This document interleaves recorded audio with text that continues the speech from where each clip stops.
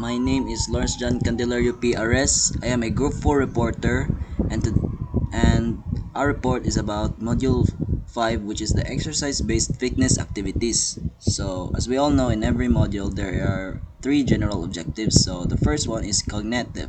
So, its cognitive is to differentiate between endurance, strength, balance, and flexibility activities and their benefits. So, its cognitive this relates to your knowledge and understanding. So it is important for us to know the difference between the endurance, strength, balance, and flexibility types of activities and to know their benefits also. So next is the psychomotor. So perform a routine that includes aerobic resistance, balance, and flexibility exercises. So this relates to your physical movement and skills. So when you perform a routine, it is important that it has a aerobic resistance, balance, or flexibility types of exercises. It's you're gonna mix it. So next is the effective. So commit to incorporating diverse fitness activities into a regular routine to promote holistic health. So this relates to your emotions, your attitude, and your commitment towards the uh, fitness fitness activity. So when you perform a routine, it is important that it incorporates different types of exercises. So it has to include endurance, strength, balance, and flexibility types of exercises. So that's it. So here next we have here in the physical activity level. So we have low level, average level, and high level. So let's go first with the low level. So low level here, the examples are using your laptop, walking with your pet, reading magazines, and reading books. So those are the examples of the low level. So here in the average level, we have cycling, doing stretches, organizing delivery, and delivering packages. So that's it for the average level. Those are the examples. So next is the high level. So we see here doing jumping rope, weightlifting, running, and playing sports. So those are the examples in of the physical activity levels. So next, we have the exercise-based fitness activities. So exercise-based fitness activities are essential tools for improving and maintaining physical health, offering a wide range of benefits that extend just beyond just physical appearance. These activities encompass various forms of structured movement designed to improve strength, endurance, flexibility, and overall well-being. Starting from aerobic exercises like running and cycling to strength training routines, yoga, and functional movements. These activities can be tailored to suit individuals of all fitness levels. Regular participation in exercise-based activities not only helps to prevent chronic diseases such as heart disease, diabetes, and obesity, but it also boosts mental health by reducing stress and enhancing mood. In this module, we will explore the diverse range of exercise-based fitness activities, highlighting the benefits and importance of each. We'll also discuss how incorporating a variety of exercises into your routine can create a balanced and sustainable approach to fitness. So, overall, this module will highlight the importance in building a healthy and balanced life, emphasizing both your physical and mental benefits. So, that's all for my part. Thank you. Thank you for that wonderful introduction, Aris. So moving on to lesson 1 into our topic, we have here endurance or aerobic exercises. So first, let's talk about the objective of this topic. So to enhance the cardiovascular endurance through participation in aerobic activities, improving stamina and overall fitness. So it is very understandable. And we also have K concept, heart rate control, pacing, and breathing techniques. And for the lesson content, we have endurance activities, also known as aerobic activities, are physical activities that increases your heart rate and breathing. They are rhythmic and repetitive and use your body's large muscle groups. Benefits: we have improve our heart rate, heart health, reduce risk of disease, and improves fitness. We have here an example activities that we can do. For example, we have walking, jogging, swimming, biking, jumping, rope, dancing, and so on. And if you're wondering how to get started in these activities, you can try walking for 30 minutes first, 5 days a week or 150 minutes per week. Next is you can use fitness tracker to monitor your steps. For example, the VO2 max. And you can try exercising with friends to make it more enjoyable and regular. And for the last part, which is the intervention, for learners struggling with aerobic exercises, start with low-intensity activities such as walking or cycling and gradually increase intensity. Provide individualized pacing strategies based on heart rate zones. And that's for lesson 1. Yeah. So to continue, strength training. The goal of strength training is to build muscle mass and power. Technique is to lift heavier weights with a fewer repetitions. For example, squats with a barbell deadlifts. So the benefits of strength training is to boost your power, performance, and your metabolic rate. Resistance training. Goal is to build muscle mass, tone, endurance, and mobility. So the technique of resistance training is to push or pull against an object such as your body weight, resistance bands, or machines. So for example, push-ups, resistance band, squats, and Pilates. So the benefits of resistance training is improves muscle strength and tone, protects joints from injury. So the benefits of these both trainings are these both types of exercise can help with weight loss. Also, both types of exercise can help improve overall fitness, and the best approach is often to balance both strength and training and also resistance training. Lesson 2, strength or resistance training. Objective to learn the fundamentals of strength training, including proper technique, form, and progression to enhance muscle strength and endurance. It is very important to us to know the proper fundamentals for us to avoid injury. And key concept, muscle engagement, understanding how to activate different muscle groups and use proper form during exercise to avoid injury. Progression, gradually increasing weight, repetition, or intensity to build strength over time. Second is the rest and recovery. Recognizing the importance of rest between sets and allowing muscle to recover between workouts for optimal gains. Lesson content, strength training and resistance training are both types of exercise that can help build the muscle and improve overall fitness.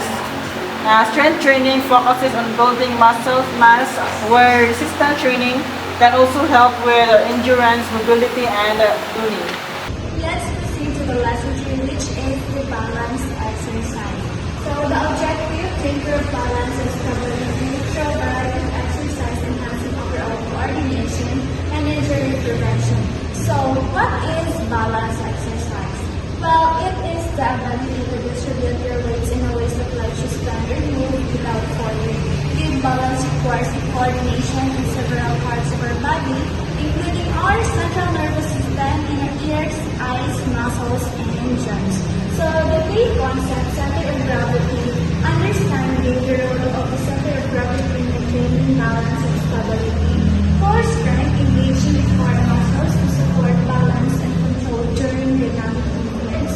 And the last one is dynamic versus static balance, distinguishing between balancing while stationary, static, and while moving, dynamic, and practicing both types.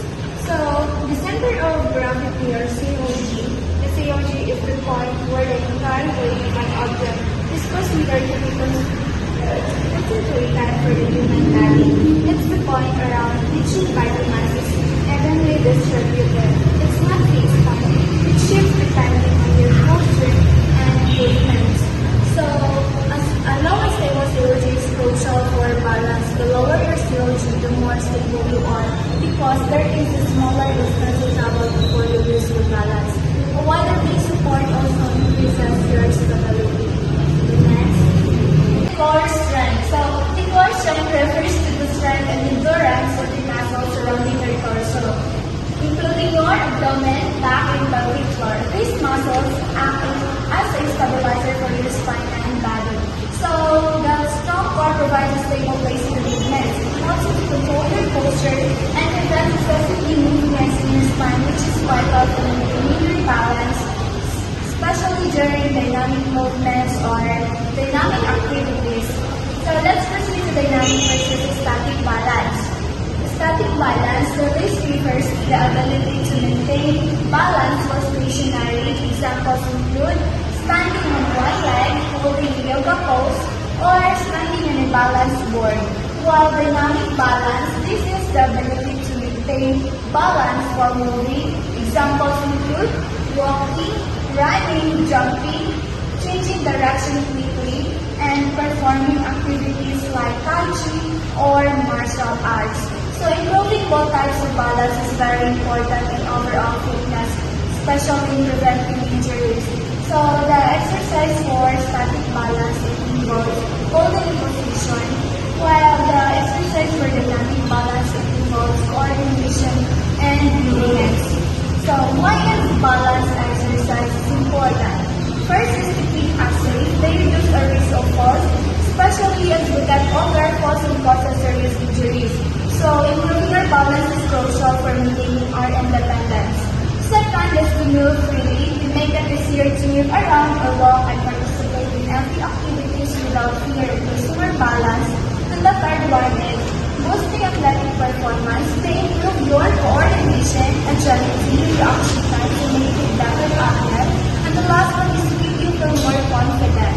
They give you a sense of stability and control to make you feel more confident in every movement you do without fear of losing your balance. And in conclusion, by understanding the interplay between COG, core strength, and both static and dynamic balance, you can significantly improve your stability and reduce your risk of falls.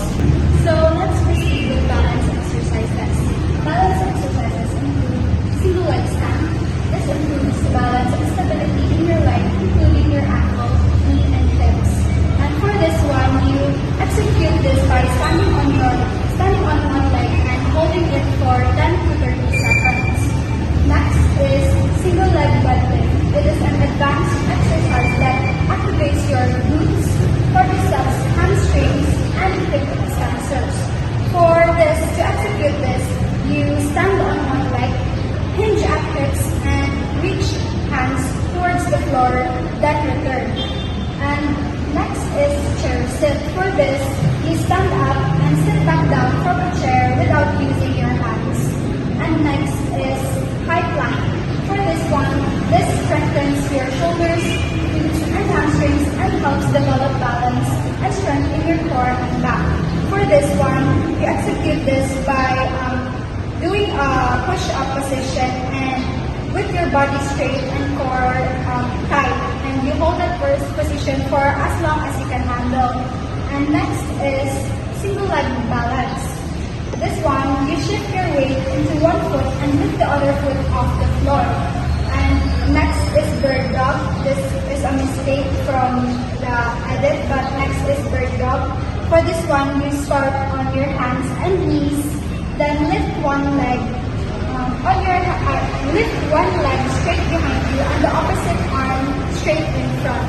And next we have weight shifts. This is a mild exercise that can increase flexibility and reduce joint stress. For this one, we execute this by standing with feet hip width and slowly shift weight from one foot to the other. And lastly, we have single leg squat. This uses your lower body muscles and core to develop balance and stability and agility. For this one, we execute this by balancing on one foot, bend the knees slightly to lower, then rise back up. So that is all for balance lesson 2. So for flexibility exercises, we have here the butterfly stretch, a seated stretch that focuses on your glutes, hips, back, and thighs. So this is how we're gonna demonstrate the butterfly stretch. First is gonna do a proper sit style. Then make sure both of your feet facing each other. Then slightly push our inner thigh so that it widens. Then hold both of your feet and gently lean and try to take it 30 seconds until you can take up to how many minutes. So the second is we have the neck stretch. A stretch that can help with tight muscles in your neck. So basically, neck stretch is commonly used before we do our training exercises and gym exercises. For some of us, we already knew how to execute this, but let's do it in a proper way. So first, put your right hand on your left cheek, then slightly push it to the right and take it for 16 counts until you can feel the right stretch. Then do it in your left hand, put it in your right cheek and stretch it until you feel it, then do it for 16 counts. So we have our third stretch, which is the figure 4 stretch. A stretch that can help release tight hips and glutes. So this stretch can be done through sitting and lying down posture, but I'm gonna show you how it is demonstrated to lying down. So first, we're gonna lie down properly. Raise your left knees, then put your right ankle on it, then slightly bend. And hold it for 30 seconds until you can feel a stretch on your right butt, then do it again in your left ankle on your right knees. So, our fourth stretch is a seated twist, a spinal twist that can help improve back pain and mobility. So first, we're gonna sit properly and straighten your body posture. Then, put your right leg beside your left leg, and then hold your right leg, then look to your right shoulder and hold it for 30 seconds until you feel a stretch on your glute and spine. After that, proceed on your left leg and do it again for 30 seconds. Moving on to lesson 4, flexibility exercise. Objective: to increase flexibility through a series of stretching exercises, improving joint mobility, and preventing injuries. Key concepts: static versus dynamic stretching, understanding the difference between static stretches, holding a stretch, or dynamic stretches, moving through a range of motion. So static and dynamic, discuss na. Static is for cool downs and dynamic is for warm-ups. Next is muscle elongation, techniques for stretching muscles safely to increase flexibility and avoid overstretching. Stretching routine, incorporating flexibility exercises into a warm-up and cool-down routine to enhance performance and recovery. So yes, this section, it highlights specific flexibility exercises that is aimed to improve our muscle length, our joint mobility, and of course, our overall flexibility. So, sa kada exercise, kaya na siya i-target na different muscle groups, and for each exercise, na siya clear instructions for safe and effective execution. Kaya, kabulo naman ta whenever we do exercises wrong, na jud siya casualties like murag magka-kuan ka, na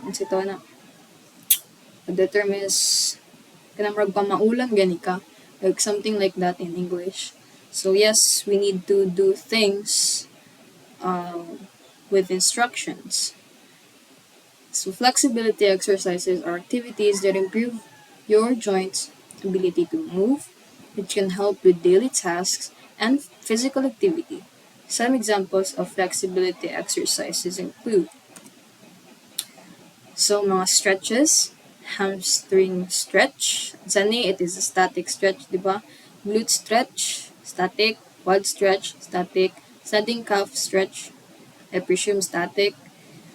Okay, for hamstring stretch, so it is performed while nakapungko.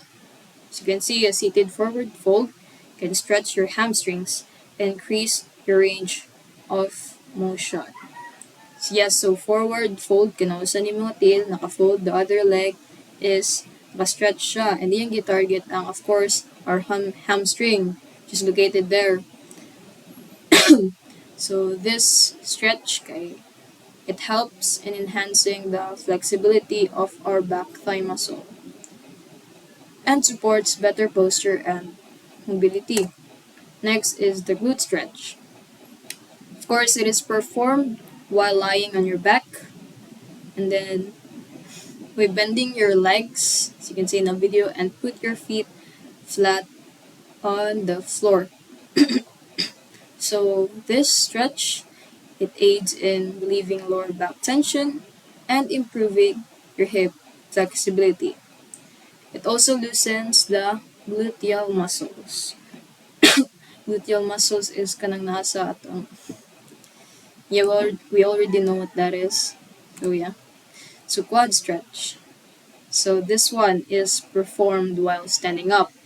Itong ganyan nakapungko, ganyan nakaigda, kani nakatindog.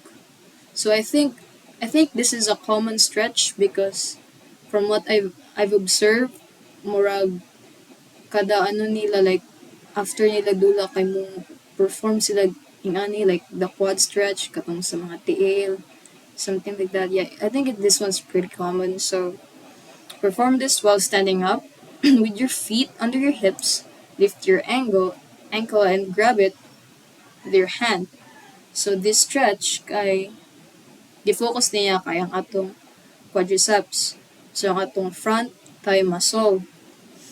So this stretch kay, of course, it helps in improving our balance because you're standing with only your one foot, and it also helps with your knee joint flexibility. So yeah, that's for quad stretch. Now moving on to standing calf stretch. This one is also performed while standing up.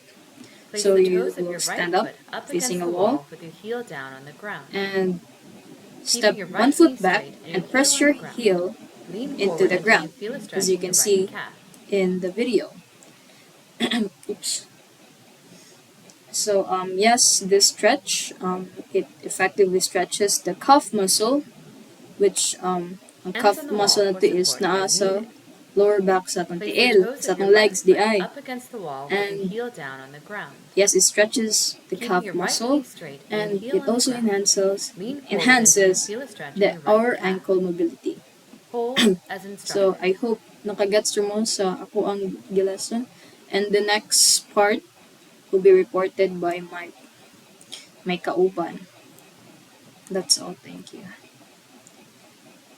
Moderate intensity physical activity examples. Lesson 1. Common chores. To engage in common household chores that promote physical activities such as washing cars, gardening, or shoveling snow to improve physical endurance and overall fitness. Household chores like cleaning, mopping, and gardening can be moderate intensity physical activity. Examples of moderate intensity physical activity. First, washing and waxing a car. So, washing and waxing a car for 45 to 60 minutes is moderate intensity physical activity.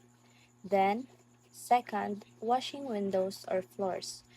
Washing windows or floors for 45 to 60 minutes is moderate intensity physical activity.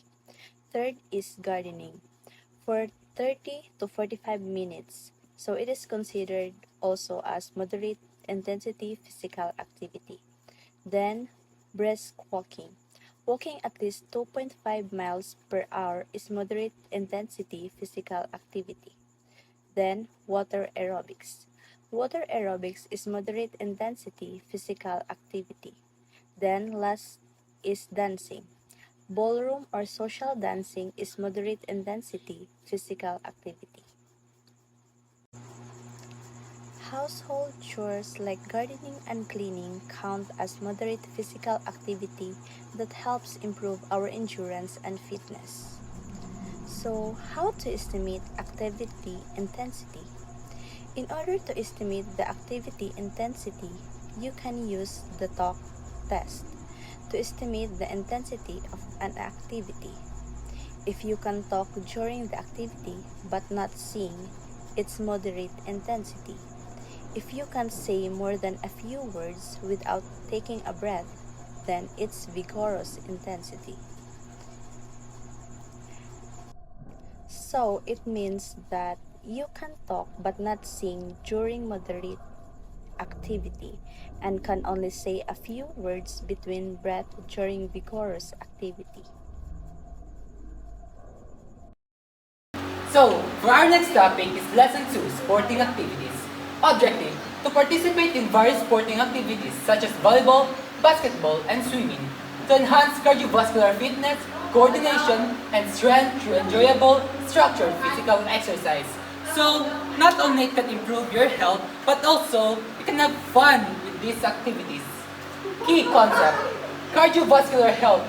Understanding how activities like running, swimming, or cycling improve heart health and endurance.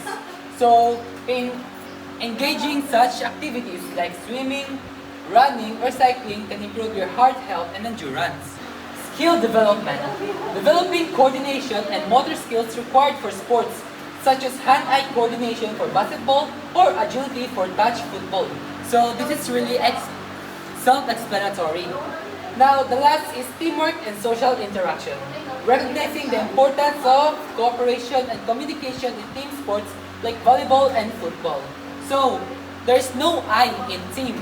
Therefore, you need to communicate completely and effectively with your teammates in order for you and your teammates to win. Hello guys, good day. So today we'll be tackling Module 6, Lesson 2. For lesson proper, we'll be focusing on moderate intensity activities in sports, which include tennis, volleyball, basketball, and boxing. And now we have here some examples of moderate intensity physical activities. Now, these examples mainly revolve around sports or sports related. So for our first one, we have walking. Now, under walking is walking at a brisk pace for 3 to 4.5 miles per hour. Now, the reason why this is considered a moderate intensity activity is because of the speed that you're going, which is brisk pace. And the average speed when you brisk walk is 3 to 4.5 miles per hour. Now, second one, we have bicycling. Now, under bicycling is biking at a speed of 5 to 9 miles per hour on a flat terrain. Now, similar lang sa walking, this is considered a moderate intensity activity because of the speed that you're going. Moving on, we have swimming. Swimming or recreation swimming and swimming laps. Now, swimming alone is actually a moderate intensity activity. Why? Firstly, swimming actually increases your heart rate mo, paspasin mo heartbeat. And second one is when you swim, you actually sweat, break a sweat. Sington lang kada yun if magsalong ka, but dili na nato man-notice is because basa na madadaan. And those two, akong di-mention ganiya, mo increase yung heart rate og sington mo dayon or you break a sweat. Those are the two factors to determine a Mershak indicator to know moderate intensity ang imo activity. Next one, we have tennis. Playing double tennis. If this were just singles or single tennis, 1v1, this will be considered a vigorous. It's because more energy, more work man ang kina-demand sa singles. And in this example, doubles man nag-iingon dili. So mas less intense kaysa sa vigorous. That's why ma-fall siya under moderate intensity. So moving on, we have volleyball. Playing competitive volleyball, actually understandable naman eh. And also kaning basketball, playing basketball for 20 minutes kasabot mo na. And boxing, when you spar or box in the ring, shadow boxing, when you just, it's because ang boxing is sa sparring, sa boxing, you focus more on hitting, like precision. Just dili siya murag like very high nga intense jud nga impact, like jobs. Just very fast paced. Sa spar kay murag siya, medium paced lang siya, and you focus more on hitting, jabbing, punching. Moving on, we have yoga now. Practicing active yoga such as vinyasa or power yoga. When we think about yoga, di ba, ang unang maano na to when it comes to mind is light stretches lang ang yoga, like mga slow pace, tas stretch lang sa body. But in this case, na moderate intensity activity siya because this is active yoga. Which is vinyasa or power yoga. Now, vinyasa or power yoga actually is a moderate intensity activity because of the dynamic stretches, like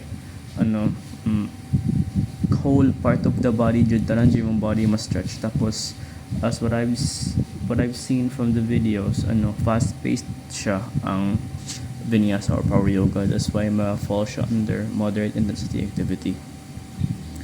Moving on, we have ballroom dancing. Dancing ballroom or line dancing.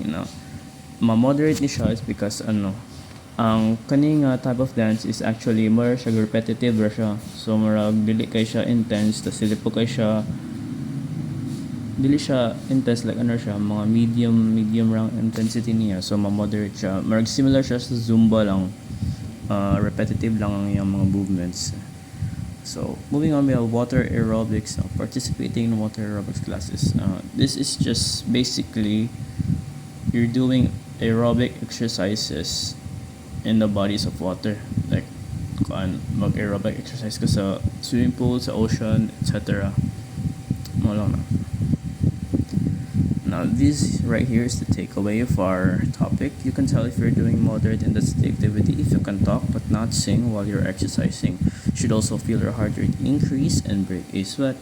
Now this is actually called the talk test. Now the talk test suggests that when you do light intensity activity, you can talk and you can sing. When you do moderate intensity activity, you can talk but not sing. Now, when you do vigorous activities, you cannot sing and you can talk pero putol-putol imuhang words. Okay. And I believe that ends our topic, and since I am the last reporter, this is the end of our group's presentation. So thank you so much for listening and have a nice day.